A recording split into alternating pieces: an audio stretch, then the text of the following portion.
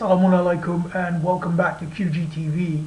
We're on day 19 now of Ramadan 2011, and today we're hoping to do two chapters, which are chapter 36 Yasin and chapter 37 As-Saffat.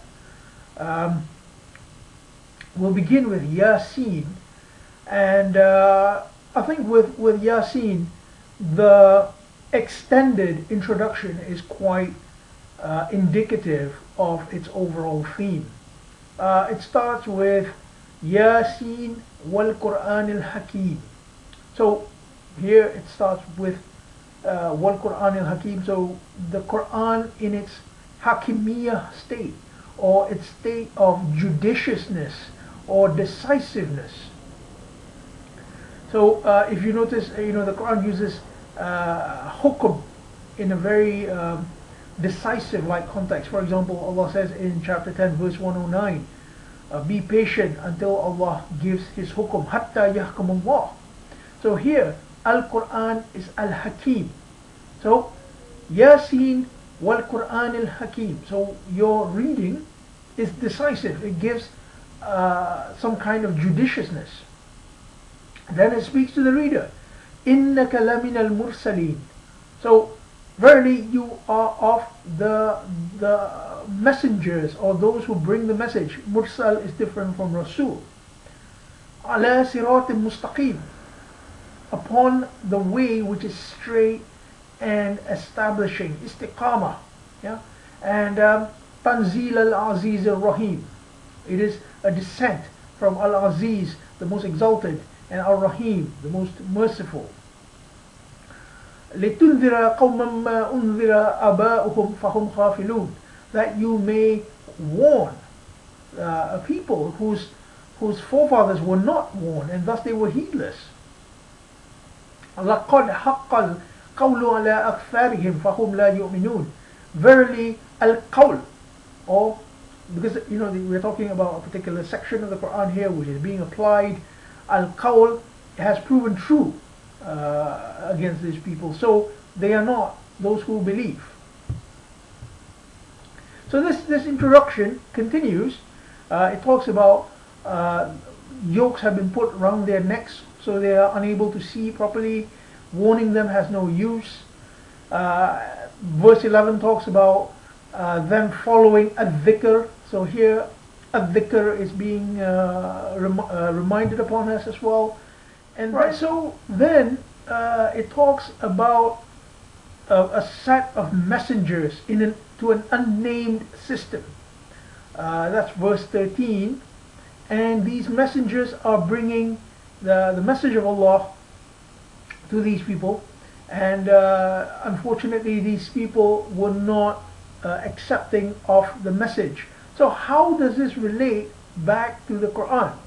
Well, basically here we can see that the Quran is meant to be used in that applicational state. We ourselves need to compile the sections of the Quran which are relevant to our society, and we are meant to bring them forward to the people. Next comes a whole section that's probably from verse 33 onwards. It talks about natural metaphors. Once again, natural metaphors are being weaved into the narration so that we can understand that the application of the Quran is like a natural metaphor. Indeed, if we go back to chapter 13 verse 17, it talks about al-haq, or the truth, in terms of a natural metaphor. And it shows that by understanding nature we can understand our human condition as well. Then after the natural metaphors, the judgment day is mentioned again. And this time a very interesting phrase is said. That's in verse 58. Salamun qawlan min Rabbir Rahim. Peace, the saying, or a saying from your Lord who is merciful. And here we can see that this will be repeated in chapter 37, which comes after this. Verse 60 tells us about the children of Adam. Once again, the children of Adam has not been mentioned since chapter 7, which is a bit of a way ago.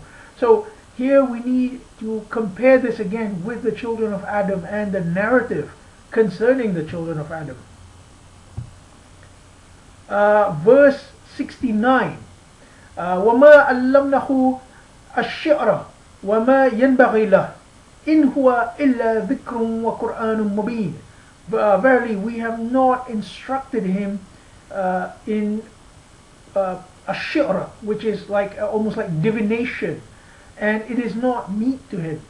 This, or it, is nothing but a dhikrun wa Qur'anun mubin. So here the Quran reminds us of itself again. In fact, this entire chapter, we can consider it like an application of the Quran, because the Quran is meant to be a series of laws, not just in the legal sphere but also in the metaphysical sphere. So here we can see when our Quran is al-Hakim, when it is decisive or judicious, we will be on the straight path. And so we need to keep delivering the message of the Quran. And here the Quran is called dhikrun mubin. The Quran is called dhikrun wa Qur'anun mubin. So dhikrun here shows that the Quran is in memory. It's constantly being recited. It's an oral recitation, and it is a clear recitation. So the clear recitation we can find in the world, that is a dhikr. So after this chapter Yasin talks again about the worship of Allah, and it ends with إنما أمره إذا أراد شيئا أن يقول له كن فيكون. Verily, when he intends a particular thing, he says be, and it is. So this should remind us again of the role of the Quran. The role of the Quran is to align ourselves to God's will. And when we align ourselves to God's will, basically what happens is verse 83, the last verse, it says فَسُبْحَانَ الَّذِي بِيَدِهِ مَلَكُوتُ كُلُّ شَيْءٍ وَإِلَيْهِ تُرْجَعُونَ. And so glory be to him. So we're like focused on him now.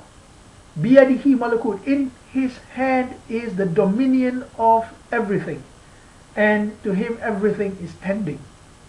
So again, we must relate this back again to the beginning section of the chapter, which talks about the application of the Quran. The Quran is meant to be al-Hakim, our decision maker. It is meant to be judicious, and it is meant to be for us to keep ourselves on Sirat al-Mustaqim. So if we take ourselves back to the overview level, this chapter is about the application of the Quran. Indeed, the application of the Quran is vast, and it is very organic, and we can see the indications through the signs which are detailed in this verse. Actually, quite ironically, this verse is called the heart of the Quran, and I must say, I mean, I'm not surprised at this, because I can see how the Quran is being applied. I've seen that this chapter, more than any other chapter, tells us about the application of the Quran. While chapter 17 talks about the Quran as a tool for movement, this is almost like the tool of the Quran for the individual. So with that, let's move on to chapter 37.